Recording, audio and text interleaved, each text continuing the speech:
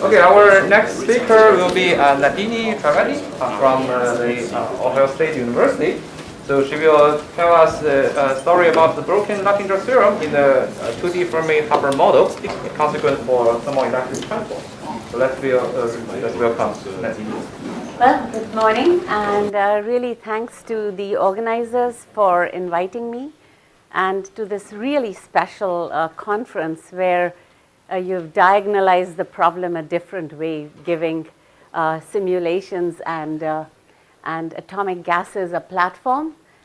So let me start with this.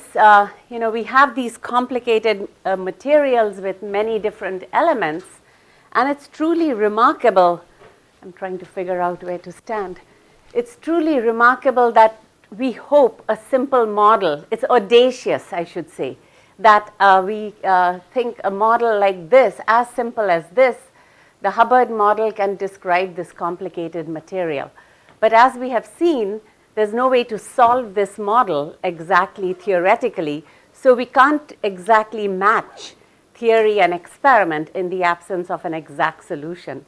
So the next best thing is emulate this model with neutral atoms, and that's what brings these three communities together. No one says it better than Picasso, so I put that up. That is really the high TC material. These are all the different models you've been seeing.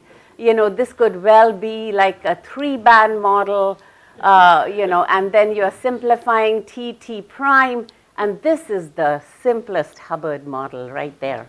So I'm going to really talk about that because, luckily cold atoms can emulate exactly that model, and they don't have to be burdened by what the real material might be.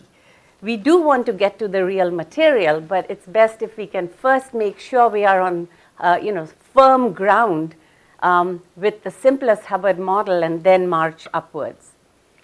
Okay, now the next thing I want to say is about philosophy.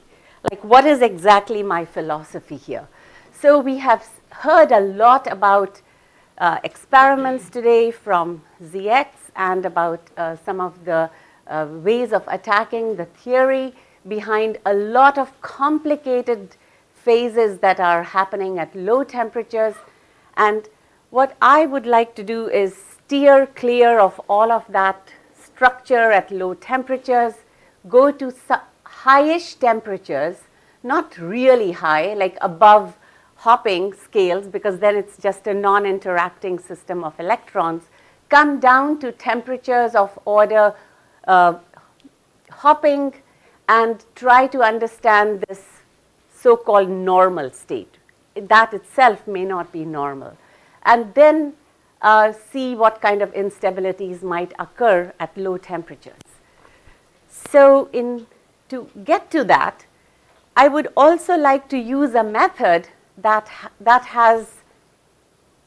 is, as in the absence of an exact solution, the best we can do is use a method that has only statistical errors, so that it will be a numerical attack on the problem.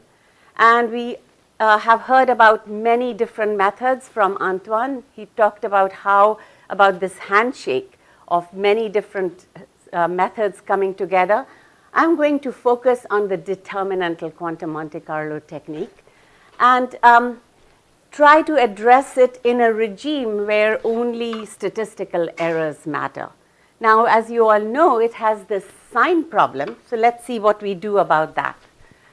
So essentially what we are trying to do is do the statistical mechanics of an interacting Hamiltonian, and you break up the time evolution from over a time 0 to beta in imaginary time into these small time slices, and that allows us to do what is called a Trotter decomposition and write down some auxiliary fields.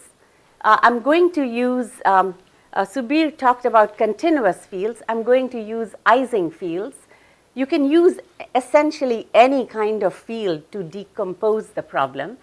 and especially because we will there onwards solve it exactly numerically, it won't matter. So Ising fields is what we will introduce. So we have a lattice, and on this lattice we have these Ising fields which are fluctuating in space and time, and we essentially reduce the strongly interacting fermionic problem to a problem of free fermions moving in a background of these fluctuating Ising fields. And what that allows us to do is to integrate out the fermions and reduce that partition function as a trace over these fluctuating Ising fields in space and time, weighted by some determinants for up and down spins. Okay, now away from half filling. At half filling, there's a perfect symmetry which gives you a positive sign for this product, but away from half filling, it does not have a fixed sign. So that is the origin of the term sign problem. But let's see when it actually becomes a problem. So we can, just because it has a fluctuating sign doesn't make it intractable. We can treat the absolute value as a Boltzmann weight and continue to evaluate any averages or correlators we want with this absolute weight, normalized by the average sign of that determinant. So the sign problem is associated with the situation when the error bars become uncontrollably large, when the average sign becomes very small, is tending towards 0. Now, as I said, I would like to be in a regime where we are really studying the normal state. And so we are at temperatures that allow us to be in this normal state. And in this regime, all the data I will present will be in a regime where this is not an issue. So for example, I'm showing here some data at a temperature of half of the hopping, and you can see that even on large lattices, across the density from half filling to above half filling, this problem that I will look at is particle hole symmetric. So you can also view this as below half filling by 40%. The average sign is around 0.4. So there will be no issues coming from doing perfectly controlled Monte Carlo with only statistical errors across this temperature range and density range. Okay, now turning to the physics I want to focus on. I want to focus on the Fermi surface. So first let's look at its definition at 0 temperature, because that's really where it's perfectly well defined. So we are interested in the Fermi surface because it is the locus of low energy excitations. Once you have Fermi statistics, most of the states are filled and those electrons can't participate. It's only the electrons at the Fermi surface that can participate in transport or spectroscopy, and it's that locus that we care about. So in a Fermi liquid, the definition of the Fermi surface is to look at the inverse of the Green's function at 0 energy, and look at the contour in momentum space and identify where it is equal to 0. That gives us the definition of the Fermi surface at 0 temperature. Equivalently, we can look at the spectral function, and these are the kinds of data you saw from ZX, and also it was discussed in Antoine's talk. You can look at the spectral function, which is the probability of finding an electron or a fermion at momentum k and energy omega, and that has a delta function piece. This is in a Fermi liquid. It has a delta function piece with a weight z plus some incoherent stuff. And so long as z is finite, that would be called a Fermi liquid. Okay, so now this famous Luttinger's theorem for Fermi liquids is a very powerful theorem, because what it says is that if you look at the volume enclosed by the Fermi surface, that volume is unchanged by interactions. So the quasi-particle weight does change with interactions. It is 1 in a non-interacting fermionic system, and because of interactions, it's necessarily reduced from 1, but nevertheless, the volume enclosed by this Fermi surface is unchanged by interactions and determined solely by the density. And the other very important point to keep in mind that there is, even though I am going to be talking about finite temperature, we have to remember that there is really no sharp definition of a Fermi surface at finite temperatures, even in a Fermi liquid. So how do we go about it? So just like the experiments, we are going to look at an operational definition of the Fermi surface at finite temperatures, and motivated by the experiments, we can look at the spectral function, and you can look at it as an energy distribution curve or a momentum distribution curve, and the Fermi surface can then be identified from the location of the peaks of the spectral function at 0 energy or at the chemical potential. So that is the operational definition that we will use even in the numerical analysis.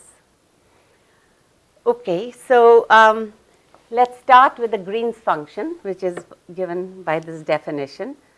And there's an exact sum rule that we will exploit. So this is the Green's function as a function of imaginary time, tau, and it's related to the spectral function in frequency by this kernel, this fermionic kernel. So using this exact sum rule, here is the complication. The Monte Carlo is done in imaginary time, and we would like to get information about real frequencies. We would like to see how much of that analysis can be done in imaginary time itself, because that's where the errors are totally well controlled.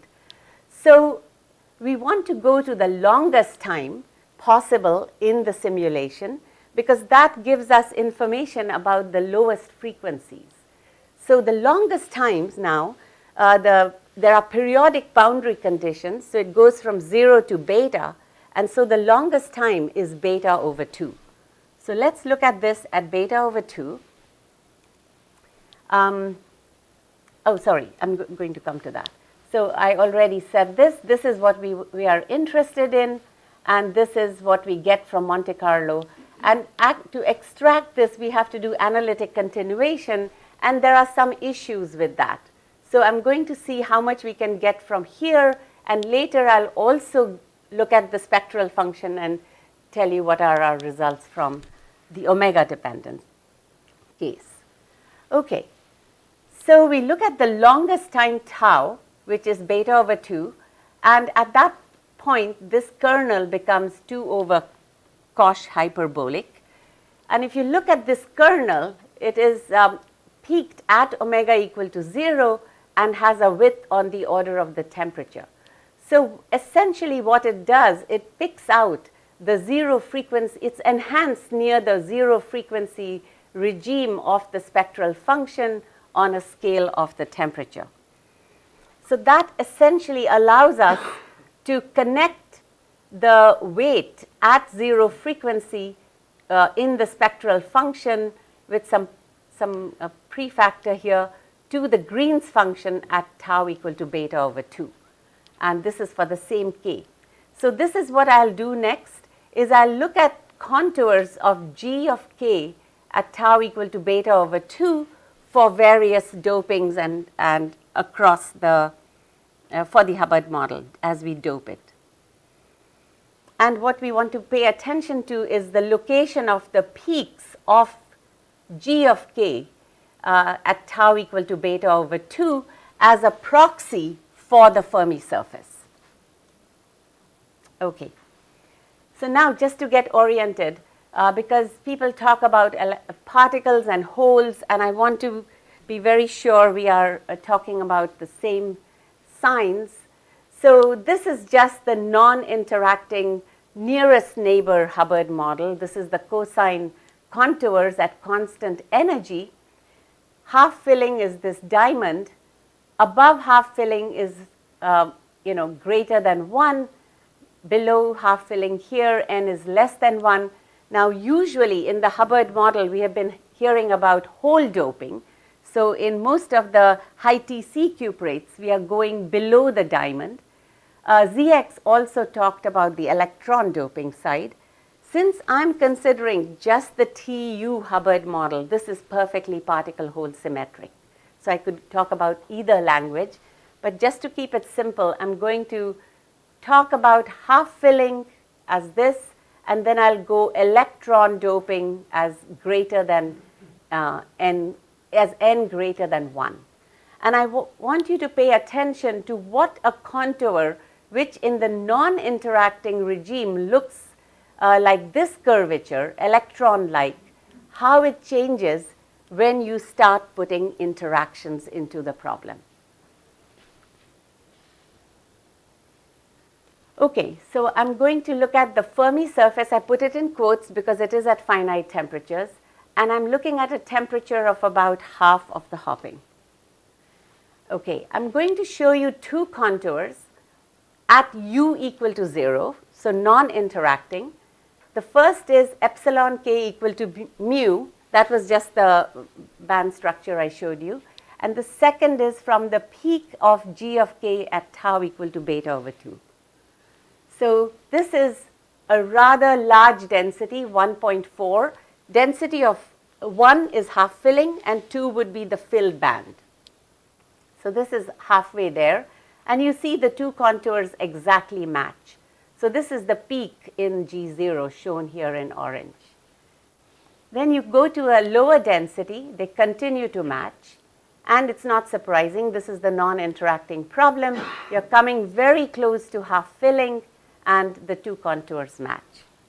Now I'll show you the same contours or the same quantity, g of k tau equal to beta over 2, but at u of 10t. Okay, so again, high density, the two contours match. So now I have all three on it. You can't see them because they are on top of each other. The main one to pay attention to is the black contour here. Now at 1.18, so that's 18% above half filling, you see that the two contours deviate, but have the same sign of the curvature. So clearly now, at this point, we are already seeing Luttinger breaking, because this volume here contained by the orange curve will not be the same as the volume or the area, this is in 2 dimensions, the area as the black curve. So as we go even lower density toward half filling, now you see even the sign of that curvature has changed. So it's gone from electron-like to now what we would say hole-like. Even though the density is above half filling, the orange or the white are showing you the correct electron-like curvature. The interacting Fermi surface has even switched the curvature sign. So this is now not just Luttinger breaking, but it's also that the sign of the carriers has switched from being electron-like to hole-like.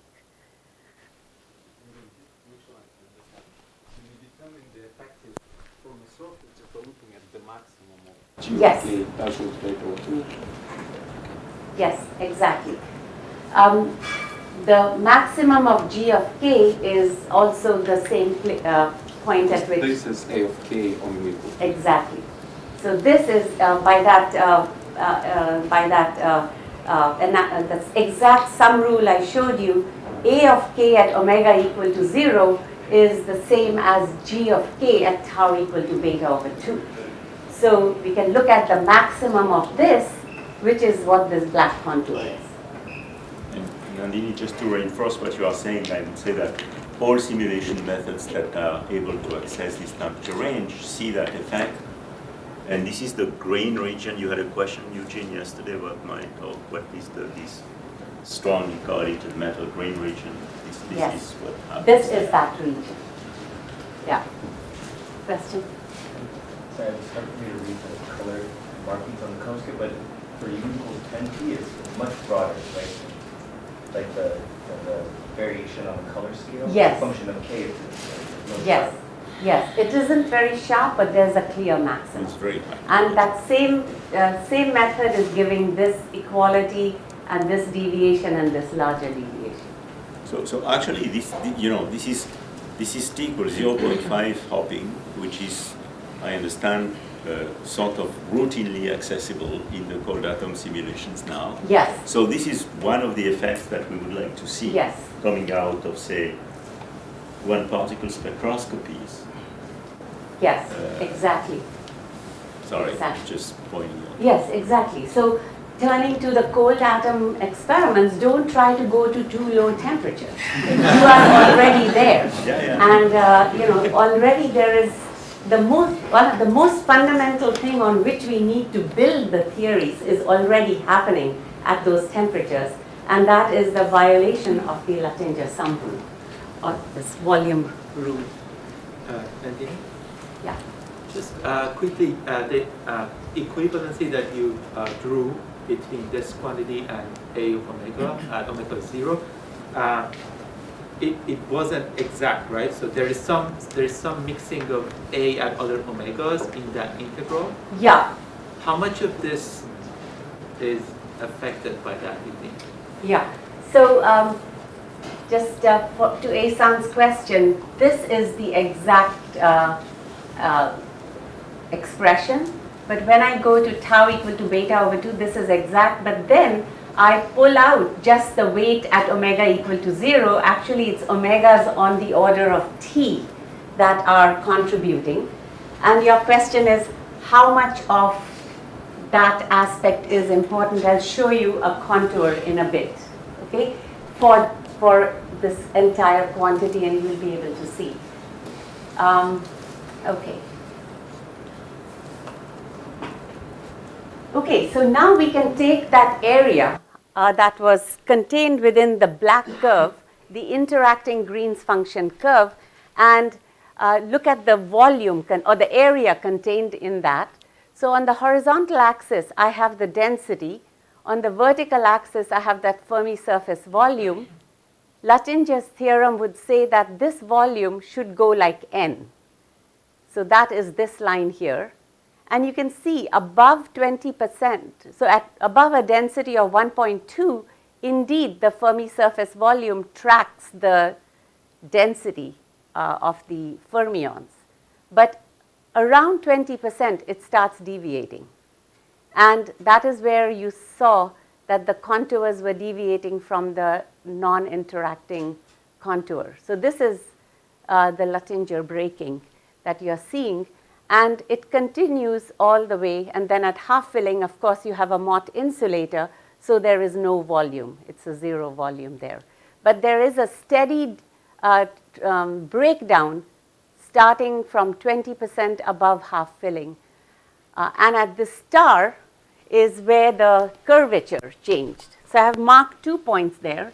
The first deviation is where the Fermi surface volume deviates from the Luttinger volume. And the second change, that star, is where the curvature changes sign. So some experiments may be sensitive to one, but not both. Okay, now let me come to the question of other ways of getting this locus of low energy excitations and see if they all agree, because that gives us confidence then in multiple ways of extracting that surface. So this I already showed you, the peak or the maximum of g of k at tau equal to beta over 2 directly from quantum Monte Carlo. But because, as Ehsan said, you're kind of picking out not just zero frequency, but nearby frequencies on the order of t, it's good to have some other methods. So the second one, it is inspired by ARPES, the momentum distribution curves, and I'll show you those contours as well. So for this case, what we do is we do analytic continuation of our Monte Carlo data, and then we get our spectral functions, and we look at just the A of k at omega equal to 0. So here we have some issues to handle about analytic continuation. And then the third one is again related. We can also look at the real part of G retarded, and this is inspired by Luttinger's own analysis. So I have like 3 ways of getting it, and this is just to show you quickly that across from high density going toward low density, the Luttinger breaking volume, which is black and green. So the 2 methods here, including the method I showed you earlier, all 3 methods actually agree. So when we get Luttinger breaking by any one method, all the 3 methods are agreeing. So that's a very good, it really does inspire confidence that the numerics is giving us the correct result. Okay, so besides spectroscopy, one can ask, what does this Fermi surface how does it impact any other observables? So yeah. So when you did the analytic continuation, did you also look at A of k as a function of omega? Yes, yes. Is that something that Yeah, I can show you some of that. It's also very interesting. I didn't put it in the talk right now because it was like a lot of data, but I will show that to you. At least you start to see many features. Okay, maybe since you asked, let me see if I can just quickly. Okay. So I can maybe come to in the question session. Okay, was there another question? Yeah. Yes. Did you look at what happens at higher temperatures, let's say? Is Yes. there a trend? Like, Yes, very important that, when you see something unusual, does it go away? And yes, it does. Around a temperature of about, again, I will show you the actual data, but you can take one of these Luttinger breaking temperatures and density. It was a temperature of half of T at about 1.5 T. So 3 times the temperature, the Luttinger breaking goes away. So that's also a very good control test. So I want to emphasize when I say reconstruction, I saw this being used in a multiple ways in the morning talks and even previously. So it's important to remember that at the temperatures I am at, there is no long-range order of any kind. Either antiferromagnetic, superconducting, charge density wave, or so on. So all this Fermi surface reconstruction that we have seen is in the absence of any broken symmetry. Okay, so we wanted to see if there is some transport coefficient that could be sensitive to the sign change as well as this Fermi surface reconstruction. So the Seebeck coefficient is one such response. So essentially you're applying a thermal gradient, and that thermal gradient can lead to charge current, and this is the usual conductivity, sigma E, and this is, sometimes we call it alpha. This is the Seebeck coefficient. So the Seebeck coefficient is the ratio of the L12 to L11 with the T factor.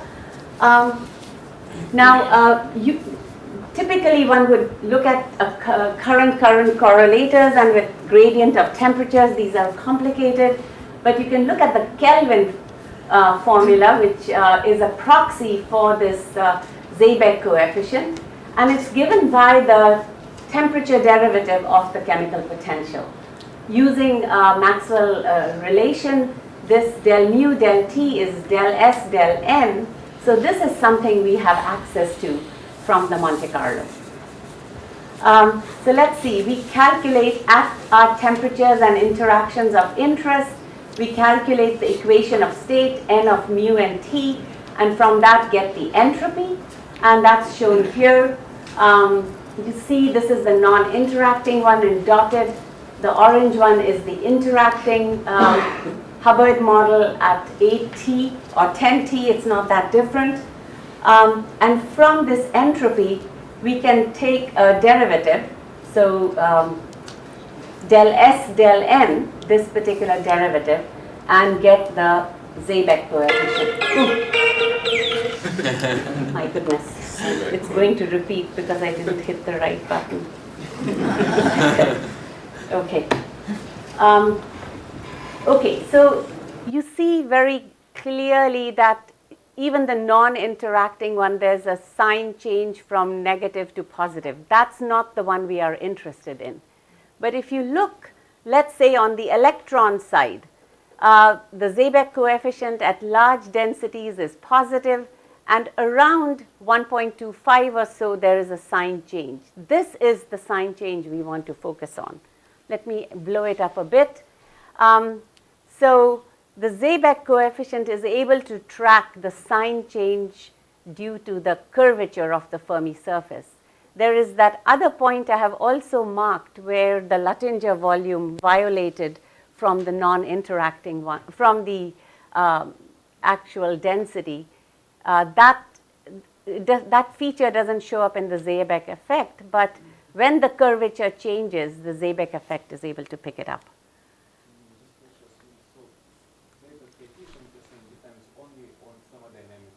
Yes. Yes. I mean, I should be careful within the Kelvin formula. So as a transport coefficient, it does involve the heat carried by the charge carriers. But we don't exactly calculate that current correlation function, because within Kubo, that's a very difficult calculation. The thermal gradient has to be put in with a gravitational potential, as was shown. But we can use this thermodynamics only Kelvin formula as a proxy for that. And in Shastri's work, and Antoine has also done a lot of work on this, they have looked at the validity of this. So this is like the low frequency limit of the correlation function. There's also another formula which is a high frequency limit, which does much worse. So this being the low frequency limit of the current correlation, meaning you have to take a Q going to 0 and an omega going to 0, and this is done with taking the omega going to 0 last. So that's just pure thermodynamics, which is within the Kelvin formula able to give this, pick up this change of curvature. Okay, just the conclusions then. The TU repulsive Hubbard model, and as I emphasized, we are looking at determinantal quantum Monte Carlo with only statistical errors. We have done large lattices because we want fine K resolution, 20 by 20. We have increased the K resolution both using periodic and anti-periodic boundary conditions. And we have stayed at temperatures on the order of hopping. We see a change of curvature of the Fermi surface near half filling, Fermi surface restructuring in the absence of any symmetry breaking. We see a very clear deviation from the Luttinger count, around 20%, and continues all the way down to half filling. And in conjunction with the sign change at the star density around 20%, we also see the sign change in the Seebeck coefficient. There are several key next steps to take. The main one is we heard from Subir about effective theories for this doped Hubbard model, and it would be useful to see how to connect the quantum Monte Carlo results with these part-on constructions. How to understand the fractionalization of the C fermions and the emergence of matter coupled with these gauge fluctuations. Are there some predictions they can make, which helps us tighten the constraints on the many different gauge theories that we have as potential candidates for this strongly correlated system? And then beyond that, This kind of analysis fits in the larger scheme of fractionalized phases, where a lot of work has happened on like magnets, Mott insulators, and how they fractionalize into quantum spin liquids. And now we are seeing a similar evolution with bands at weak coupling and how they fractionalize because of some kind of frustration. Okay, with that, let me end my talk.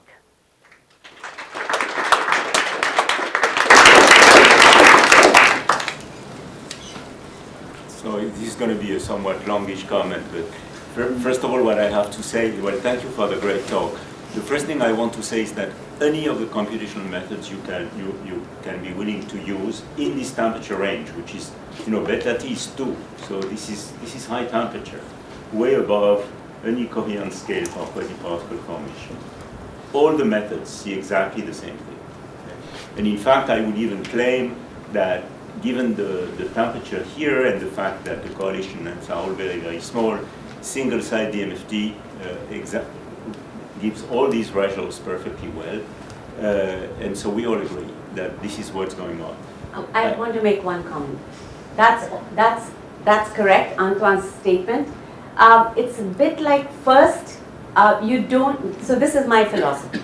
First, you don't want to, if you try too many approximate things, you have no idea how much of the result is dependent on the approximation and what is real.